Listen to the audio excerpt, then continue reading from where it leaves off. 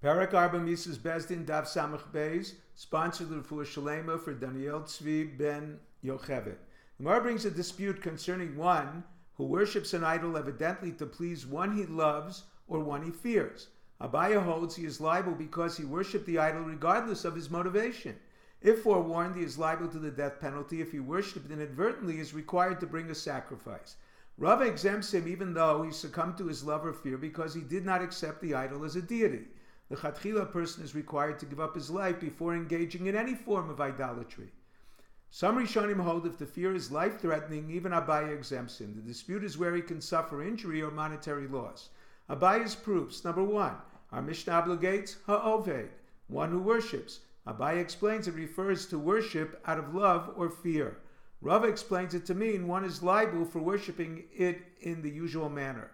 Number two, the Torah states lo tishtachaveh lohem. One cannot bow down to idols, but to humans is permitted. Therefore, the verse qualifies this lo sa'avdeim. Do not bow down to one like Haman who considered himself a deity. Abaya understands the Bryce's prohibition to include even bowing out of fear. Rava explains its reference to Haman as a human who deified himself. The prohibition applies to one who worships such a person voluntarily. Number three, a Kohen Gadol's obligation to bring a sacrifice for most sins is a par helam davar, a bull brought for a mistake in judgment. For example, he deliberated about a certain labor on Shabbos, whether permissible or prohibited, deciding it was permissible. It was in fact prohibited, requiring him to bring a bull, chatas. However, if he acted without any deliberation, he is not liable, as is a common Jew. If he committed an inadvertent idolatrous act, he brings the same sacrifice as a common Jew. There is a dispute if this changed the nature of his inadvertence. Rebbe holds he is liable for Shigas Maisi, does not have to err in judgment.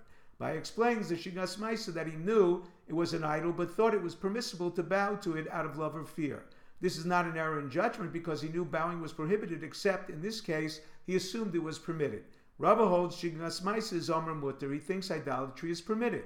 A Helam Davar is where he upholds part and negates part of a prohibition. A verse states Lo Sovden, forbidding all forms of worship under one prohibition. The Gemara brings a dispute whether one performing multiple forms of idol worship in one period of unawareness can be liable for only one sacrifice. Rabbi Zakkai quoted a brayso to Rabbi Yochanan which states, Behelam achas eino elochayev ela achas. Rabbi Yochanan rejected it, a proof. Rabbi Abba supported the legitimacy of the brayso, stating it follows the opinion of Rabbi Yossi. He explains, the reason the Torah singled out Havara, making a fire from the other Melechas Shabbos, is to teach it is a less severe violation of Shabbos, punishable by lashes, not stoning.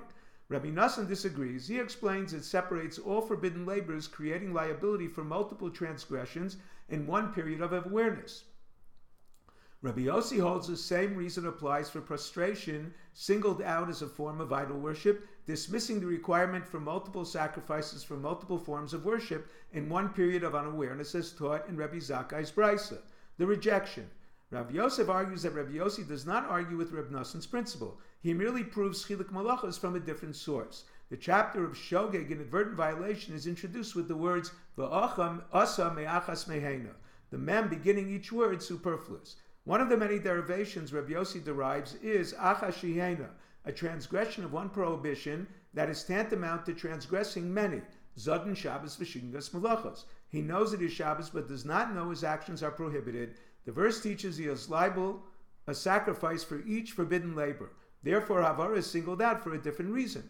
Idolatry has no other verse to teach liability for multiple forms of worship. Therefore, even Rabbi Yossi derives it from singled out prostration. The law of multiple sacrifice for idolatry cannot be learned from Achas Shihena because the verse immediately after states, Par ben bakar tamim lashem lechatas. The sacrifice of the Kohen Gadol is a bull brought for other sins other than idolatry. Rabbi Zakkai's teaching is incorrect.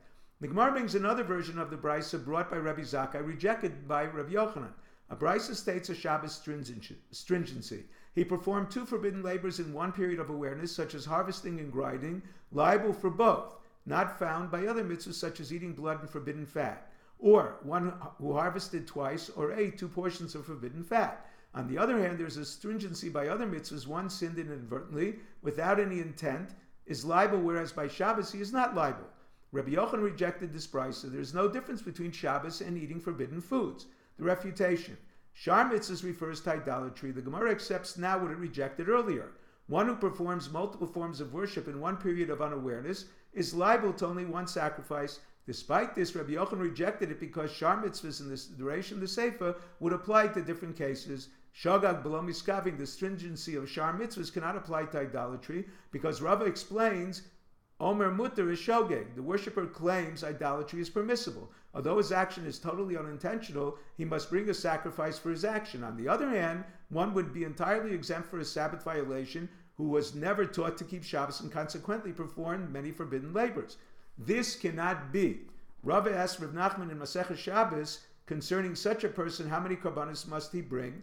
Is he required one since he is a shogeg b'Shabbos, or for every violation since he's a shogeg b'mlachos, but not fully exempt?